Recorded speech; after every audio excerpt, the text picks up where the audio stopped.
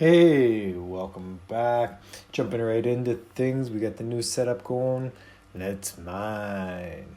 So, starting today, gonna run through a whole bunch of stuff with you. We're gonna actually look at the public pool on the IO. Run through the screen of that. We'll see how the screen here in the Nerdminer is doing. Go through the different features.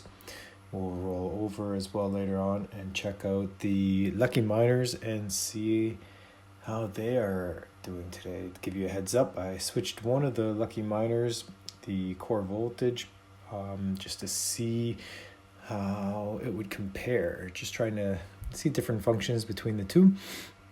I find generally one is running a little bit hotter than the other. So the one that wasn't running as hot, I bumped up the core voltage a bit just to see what that would do to it. Also see if that would change the hash rate.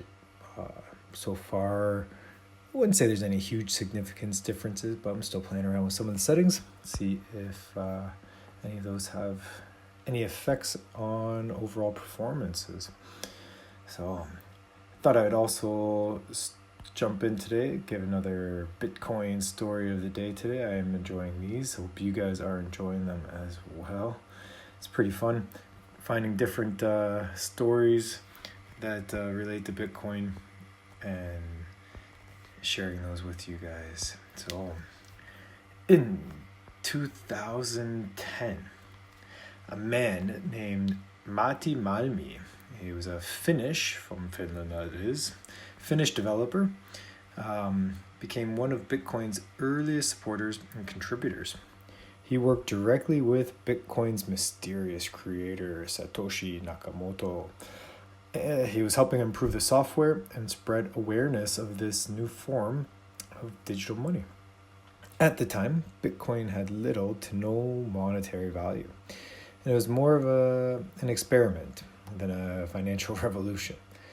Matti believed in his potential, but didn't see it as a way to make money. Over the years, he mined, he earned thousands of Bitcoin through his involvement in the community. In 2011, Matti decided to sell 5,050 Bitcoin to buy an apartment in Helsinki. He sold his coins for $5 each, earning a total of about $25,000.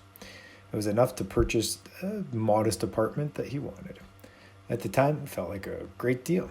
But as Bitcoin's value skyrocketed in the years that followed, those 5,050 Bitcoin became worth hundreds of millions of dollars.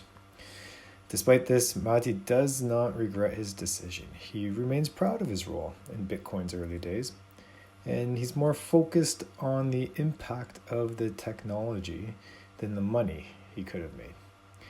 So Matti's story, it's a reminder that Bitcoin, it wasn't always about wealth. For many of the early adopters, it was a passion project. It was a chance to change the world by creating and decentralizing a borderless currency. And while he may not be one of Bitcoin's billionaires, Matti's contributions have left a lasting legacy on the crypto world. So, hope you enjoyed that story as well. Again, I think that's a very good point. There's no way to predict the future. Some people say the crypto world is the way of the future, and others will say that where's the control of it? When I say the control of it, where's the regulations of it? And everything in our world as we know it is regulated. And it's a good question. Should it be regulated? Should it not be regulated? Would love to hear your comments on that. Get into some discussions in the comment board. For that, don't forget to subscribe, join, be a part of it. And yeah, from my side, if I were to ever mine Bitcoins, right now, if you ask me, what would you do with it? It's a good question. I think I would definitely take some and use it for travel.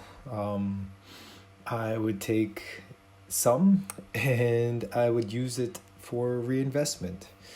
And I would take some of it and I would pay off financial debts. So I think for me as well, it wouldn't be something where I would take it, sit it into Bitcoin forever and ever and ever, and wait also for 20 years to see if it were to quadruple in value. I think for me, it would be something that you live today. I would use it for today for the purposes. Of course, you plan a little bit for the future, so I would use some to plan for the future as well. And I think that's my approach of how I would do it. Would love to hear what your approach would be too. I think every generation, every age would have a different idea of how they would want to go about using that newfound fortune. For today, hope you enjoyed yourself. Make sure you subscribe, make sure you like, and make sure you join into the comments and we'll get some talking going. Have a good one.